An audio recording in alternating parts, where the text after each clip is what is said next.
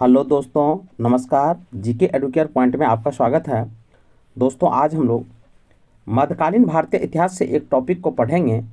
Topic है दिल्ली सल्तनत से जुड़े हुए और खिलजी वंश। चलिए, खिलजी वंश के बारे में जो कुछ महत्वपूर्ण तथ्य दिए गए हैं उन तथ्यों को एक एक करके देखते हैं। चलिए आरंभ करते हैं। खिलजी वंश 1290 से लेकर 1320 ईस्वी।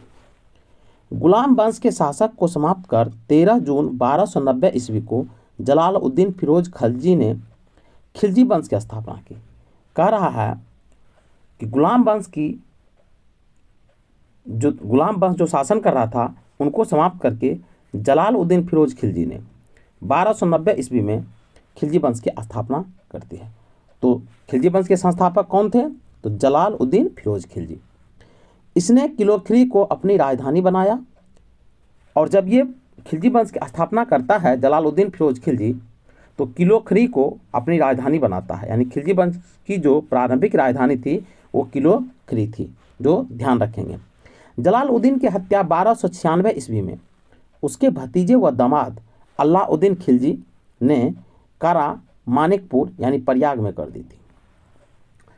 जलालुद्दीन की हत्या, जो संस्थापक था खिलजी वंश की, उनकी हत्या 1296 ईस्वी में उसके भतीजे, यानी रियल में वो भतीजा था, पहले तो वो भतीजा था, बाद में दामाद बना और जिनका नाम था अलाउद्दीन खिलजी, उसने ही उनकी हत्या कर देता है करा मानिकपुर, जो प्रयाग में था।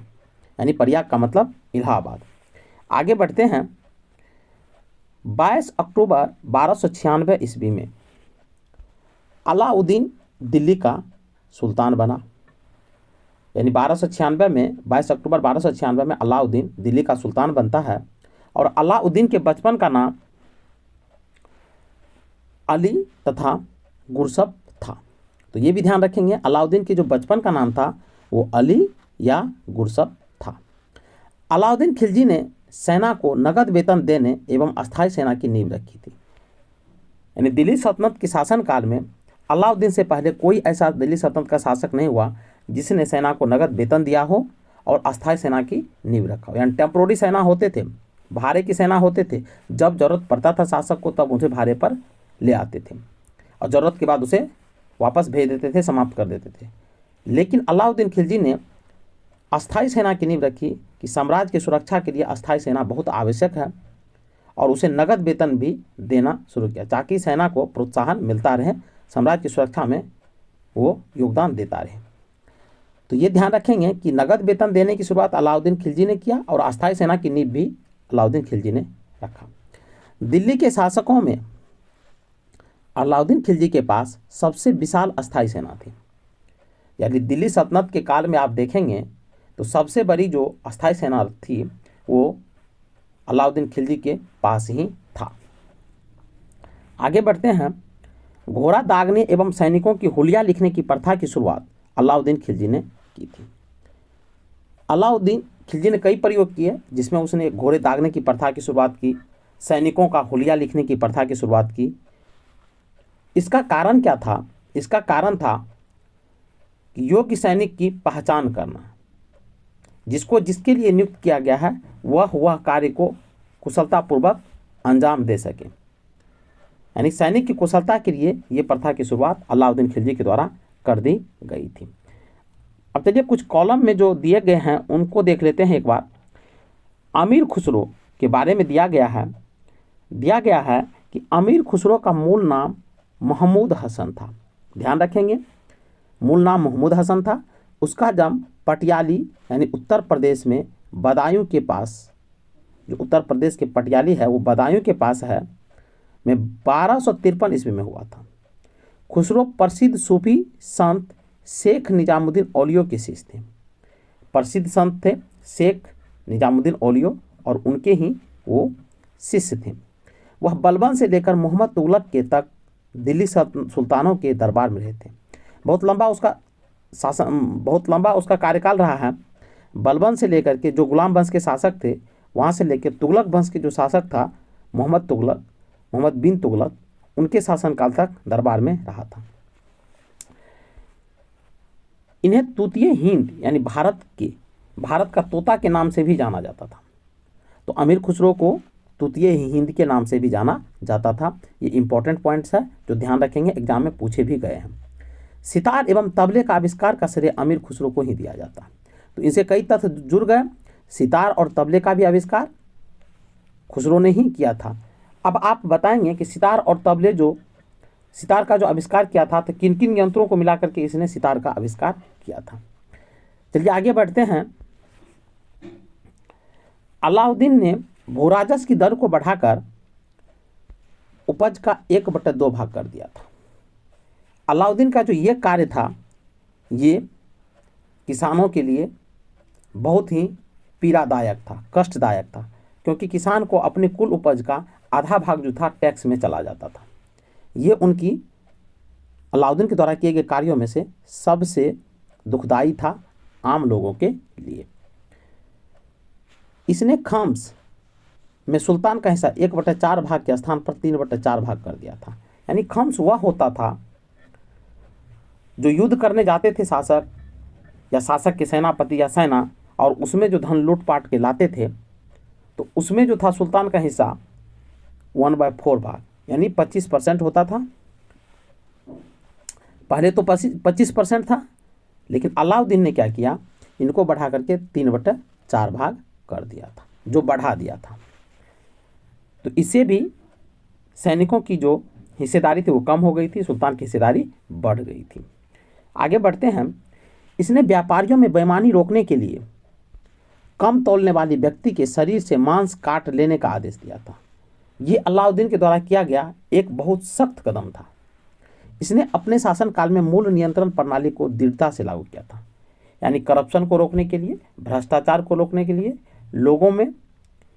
लोगों में एक कह सकते हैं कि शासन के प्रति दहशत फैलाने के लिए उसने क्या किया था, तौलने वाले व्यक्ति के शरीर से मांस काट लेने का आदेश दिया था। वो करते क्या थे अलाउद्दीन, किसी बच्चे को दुकानदार के पास कुछ सामान खरीदने के लिए भेजते थे, और वो छोटा बच्चा जो ना समझ हो, जिनको माप तोल की कोई जानकारी नहीं हो, और वो बच्चा जाता था दुकानदार के पास और कोई सामान खरीद के लाता था, और लाने के बाद फिर उसके क्या करते थे, शासक के द्वारा, अलाउद्दीन खिलजी के द्वारा उसे वजन करवाया जाता था। और यदि पता चलता था कि मान लीजिए 1 किलो चावल लाना है या आटा लाना है, कोई दूसरा सामान चीनी लाना है, तो उनकी वजन जब 1 किलो से कम होती थी, या 800 ग्राम है 900 ग्राम ने दुकानदार दिया, तो शासक आदेश देते थे कि उन बच्चे के साथ उस दुकान पे जाने के लिए अधिकारी को, और फिर उस दुकानदार के बॉडी से उतना मांस यानी 100 ग्राम मांस काट करके उस चीनी को 1000 ग्राम करवाया जाता था, या कोई अनाज था उनको उतना करवाया जाता था जितना उसको कम तौलते थे। तो इसलिए दुकानदारों में बहुत ही दहशत फैल गई थी। मूल नियंत्रण यानी कोई जो व्यापारी होता था, दुकानदार होते थे, वो अपने मन से मूल्य को बढ़ा नहीं सकते थे, किसी चीज़ की कीमत को बढ़ा नहीं सकते थे। तो ये जो था उनके लिए तो एक बहुत अच्छा कदम था, लेकिन व्यापारियों के लिए कष्टदायक था, क्योंकि वो बेईमानी नहीं करते। लेकिन ऐसा उसने इसलिए किया, भ्रष्टाचार को रोकने के लिए किया था। आगे बढ़ते हैं। दक्षिण भारत की विजय के लिए अलाउद्दीन ने मलिक काफूर को भेजा था। मलिक काफूर जो अलाउद्दीन खिलजी जो थे उनके सबसे योग्य सेनापतियों में से एक थे, और अलाउद्दीन खिलजी ने दक्षिण अभियान जब करता है, दक्षिण को जो जीत करके खिलजी वंश के साम्राज्य में, दिल्ली सल्तनत में शामिल करना चाहता है, तो इसके लिए उसने मलिक काफूर को भेजा था। ये ध्यान रखेंगे, पेपर में पूछे जाते हैं। जमैयत खान मस्जिद, अलाई दरवाज़ा, सीरी का किला व 1000 खंभा महल का निर्माण अलाउद्दीन ने करवाया था। जमैयत खान मस्जिद, अलाई दरवाज़ा, सीरी का किला और 1000 खंभा महल, ये जो महल थे इनका निर्माण अलाउद्दीन खिलजी के द्वारा करवाया गया था। अलाई दरवाज़ा को इस्लामी वास्तुकला का रत्न कहा जाता। बहुत इंपॉर्टेंट पॉइंट है कि अलाई दरवाज़ा जो था इसको इस्लामी वास्तुकला का रत्न कहा जाता है, यानी इस्लामी वास्तुकला की ये सबसे अच्छी इमारत थी। देवी अधिकार के सिद्धांत को अलाउद्दीन ने चलाया था। याद रखेंगे, देवी के अधिकार के सिद्धांत को अलाउद्दीन ने चलाया था। सिकंदर ए सानी की उपाधि से स्वयं को अलाउद्दीन खिलजी ने विभूषित किया था। सिकंदर ए सानी, आप सिकंदर महान के बारे में जानते हैं, जो विश्व विजेता थे और और विश्व को जीतने की इच्छा रखते थे, तो इसलिए उसने सिकंदर सानी की उपाधि से स्वयं को विभूषित किया था अलाउद्दीन खिलजी ने। अब चलिए कॉलम में कुछ तथ्य दिए गए हैं, उन तथ्यों को देखते हैं। बाजार नियंत्रण करने के लिए अलाउद्दीन खिलजी द्वारा बनाए जाने वाले नवीन पद, जब बाजार नियंत्रण पद्धति अलाउद्दीन खिलजी लागू करता है तो कुछ नवीन पद बनाए थे, और वो नवीन पद जो था यानी अधिकारियों की नियुक्ति की थी, नवीन अधिकारियों की, और उनको कुछ जिम्मेदारी दी गई थी। उनको चलिए देखते हैं। पहला था दीवान ए रियासत, यह व्यापारियों पर नियंत्रण रखता था, यह बाजार नियंत्रण की पूरी व्यवस्था का संचालन करता था। दीवान ए रियासत नाम की एक अधिकारी होती थी और वो व्यापारी पर कंट्रोल रखता था कि कोई व्यापारी अपने मन से उल्टे सीधे काम न कर सके, कीमत न बढ़ा सके, भ्रष्टाचार को न फैला सके, और बाजार नियंत्रण का पूरा संचालन दीवान ए रियासत के ऊपर ही होता है। साहना ए मंडी, प्रत्येक बाजार में बाजार के अधीक्षक यानी मंडी जो होता था, मंडी के लिए एक अधिकारी नियुक्त किया था और उसका नाम था साहना ए मंडी। वो मंडी में जाता था, मंडी में रहता था, मंडी के बाजार का, मंडी में वस्तु के दाम का निर्धारण करता था ताकि भ्रष्टाचार न फैले। आगे देखते हैं। एक है बरीद, बाजार के अंदर घूमकर बाजार का निरीक्षण करता था। ये बरीद का काम था बाजार में घूम घूम करके दाम का पता लगाना, कोई व्यापारी अधिक दाम में तो नहीं बेच रहा है, कोई कम दाम है, किसी वस्तु को अधिक दाम में बेच रहा है, कोई कम दाम में बेच रहा है, उसका निरीक्षण करता था, भ्रष्टाचार का पता लगाता था। और एक और पद था, उसका नाम था मुनहियान व गुप्तचर। ये गुप्तचर जो होते थे, जहाँ से ये गुप्त सूचना का पता लगाते थे, प्राप्त करते थे और शासक के कानों तक पहुँचाने का काम करते थे ताकि समय के साथ उस पर उचित कार्रवाई की जा सके। तो गुप्तचर व्यवस्था मौर्य काल में भी था, गुप्त काल में भी था, दिल्ली सल्तनत काल में भी था, मुगल काल में, यानी लगभग आज भी है, और इनका शासन प्रशासन में बहुत बड़ा योगदान रहा है। आगे देखते हैं। अलाउद्दीन ने मलिक याकूब को दीवान ए रियासत नियुक्त किया था। मलिक याकूब जो था उनको दीवान ए रियासत नियुक्त किया था, ये भी एक अधिकारी होते थे। अलाउद्दीन द्वारा नियुक्त परवाना नवीस नामक अधिकारी वस्तुओं की परिपाटी जारी करते थे। अलाउद्दीन द्वारा नियुक्त एक अधिकारी था, उसका नाम था परवाना नवीस, जो वस्तुओं की परिपाटी जारी करते थे। आगे है साहना ए मंडी, यहाँ खादानों की बिक्री हेतु लाया जाता था। साहना जो मंडी था, यानी मंडी का मतलब है आज जो मंडी समझते हैं वही मंडी था, उसको साहना ए मंडी कहा जाता था। वहाँ वस्तु बिकने आते थे, खादान की वस्तु। और सराय ए अदल, ये जो था यहाँ वस्त्र, शक्कर, जड़ी बूटी, मेवा, दीपक का तेल एवं अन्य निर्मित वस्तु बिकने के लिए आती थी। तो साहना ए मंडी में खादान, खाने पीने की चीज़ बिकने आते थे, लेकिन सराय ए अदल था, यहाँ वस्त्र, शक्कर, जड़ी बूटी, मेवा, दीपक, तेल, अन्य जो निर्मित वस्तुएं होती थी वो बिकने के लिए यहाँ आते थे। ध्यान रखेंगे सराय ए अदल क्या था और साहना ए मंडी में अंतर, यानी दोनों में अंतर क्या है, इस तरीके से आप इसे याद रखेंगे। अलाउद्दीन खिलजी की आर्थिक नीति की व्यापक जानकारी जियाउद्दीन बर्नी की कृति तारीख़ फिरोज शाही से मिलती है। जियाउद्दीन बर्नी जो थे एक लेखक थे और उसने एक ग्रंथ लिखा, उसका नाम था तारीख़ फिरोज शाही, और उसमें अलाउद्दीन के द्वारा जो शासन प्रशासन में सुधार किए गए थे, कार्य किए गए थे, उन सारी बातों की ब्यौरा दी गई है। खजाइनुल फतू अमीर, खजाइनुल फतू अमीर खुसरो, रिहला इन इब्न बतूता एवं फतुहस लातिन इसामी की कीर्ति है। यानी ध्यान रखेंगे खजाइनुल फतू अमीर खुसरो, रिहला इब्न बतूता एवं फतुहस लातिन इसामी की कीर्ति है। इनके द्वारा ये सब ग्रंथ लिखे गए। यानी खजाइनुल फतू जो है अमीर खुसरो के द्वारा, रिहला इब्न बतूता के द्वारा, और फतू हसलातिन जो ग्रंथ है ये इसामी के द्वारा लिखी गई है। ये डाटा को आप याद रखेंगे। मूल नियंत्रण को सफल बनाने में मुहतसिब यानी सेंसर एवं नाजिर नापतोल अधिकारी की महत्वपूर्ण भूमिका होती थी। किसी वस्तु का मूल निर्धारित जो करता था तो उनको सफल बनाने के लिए, यानी कोई व्यापारी उसको बढ़ा न सके, इसके लिए एक सेंसर लगाया जाता था।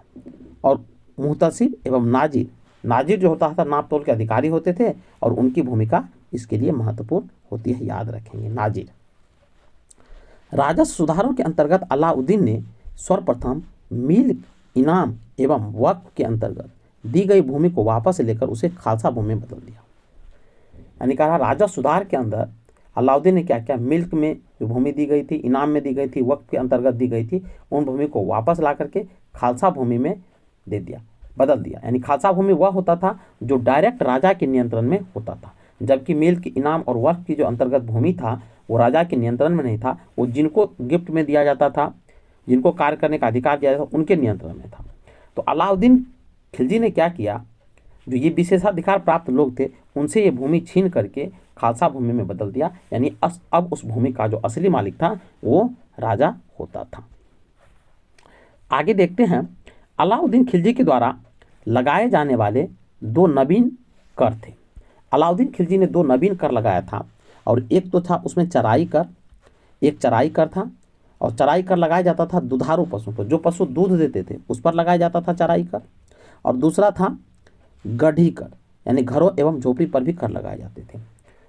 दुधारू पशु को खेतों में, खलिहानों में, खाली जगह में चराने के लिए लाया जाता था ताकि वो उनका पेट भर सके और वो अच्छे से दूध दे सके। इसके लिए भी अलाउद्दीन खिलजी ने इस पशु के ऊपर टैक्स लगा दिया था। दूसरा था एक गढ़ी कर। ये गढ़ी कर जो था ये घर और झोपड़ी पर लगाया जाता था। यानी मान लीजिए किसी व्यक्ति का घर है, झोपड़ी पर है, तो उनके ऊपर भी टैक्स लगाया था अलाउद्दीन खिलजी, ध्यान रखेंगे।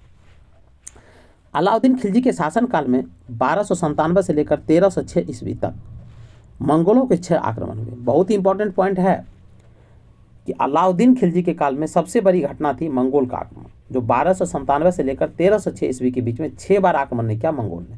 जो मंगोलिया क्षेत्र के थे, चीन का जो क्षेत्र है आज तिब्बत जो देख रहे हैं, उस एरिया के ये लोग थे। 6 बार आक्रमण किए। प्रथम आक्रमण 1297 ईस्वी में कदार खां के नेतृत्व में हुआ था। यानी मंगोल के जो नेता थे कदार खां या आक्रमणकारी कहिए, उनके नेतृत्व में हुआ था 1297 में। दूसरा आक्रमण हुआ था 1298 ईस्वी में सिल्द के नेतृत्व में। और तीसरा आक्रमण 1299 ईस्वी में कुतलुग ख्वाजा के नेतृत्व में। और चौथा आक्रमण 1303 ईस्वी में तारगी के नेतृत्व में। और पांचवा आक्रमण 1305 ईस्वी में अली बेग और तातार्क के नेतृत्व में। और छठा आक्रमण 1306 ईस्वी में कबक एवं इकबाल मंद के नेतृत्व में हुआ था। ये सभी आक्रमणकारी जो थे ये मंगोल थे, जो चंगेज खां के वंशज थे। चलिए आगे बढ़ते हैं। अलाउद्दीन खिलजी की मृत्यु 5 जनवरी 1316 ईस्वी को हो गई। यानी 1316 को उनकी मृत्यु हो जाती है। और कुतुबुद्दीन मुबारक खिलजी 1316 ईस्वी को दिल्ली के सिंहासन पर बैठा। इसे नग्न स्त्री पुरुष की संगत पसंद थी। अलाउद्दीन खिलजी के मरने के बाद कुतुबुद्दीन मुबारक खिलजी उनका उत्तराधिकारी बनता है। और इनकी जो पसंदीदा चीज़ थी वो नग्न, यानी नग्न स्त्री को देख करके वो बहुत खुश होते थे, नग्न पुरुष को देख करके वो बहुत खुश होते थे, और इनकी संगत पसंद थी। नग्न स्त्री पुरुष को देखना इनके लिए बहुत अच्छा लगता था।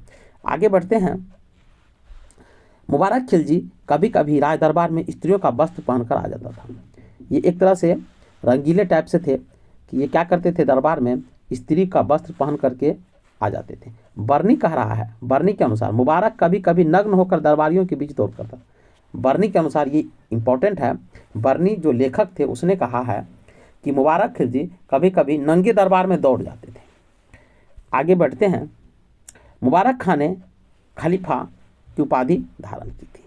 अब मुबारक खां जो थे ये खलीफा की उपाधि धारण की थी, जो इस्लाम में सबसे बड़ा पद होता है खलीफा। मुबारक की वजीर खुसरो खां ने, वजीर कहिए ये एक महत्वपूर्ण पद होता था, और ये वजीर जो होते थे ये खुसरो खां ने 15 अप्रैल 1320 ईस्वी को इनकी हत्या कर दी और स्वयं दिल्ली के सिंहासन पर बैठा था। मुबारक के वजीर खुसरो खां ने, यानी मुबारक के वजीर थे खुसरो खां, जिसने मुबारक की हत्या कर देता है कब, 1320 ईस्वी में, और अपने को राजा घोषित कर देता है, यानी दिल्ली के सिंहासन पर कब्जा कर लेता है। खुसरो खां ने पैगंबर की सेनापति की उपाधि धारण की। यानी पैगंबर, पैगंबर का मतलब मोहम्मद साहब को पैगंबर कहा जाता है, जो इस्लाम धर्म के संस्थापक थे।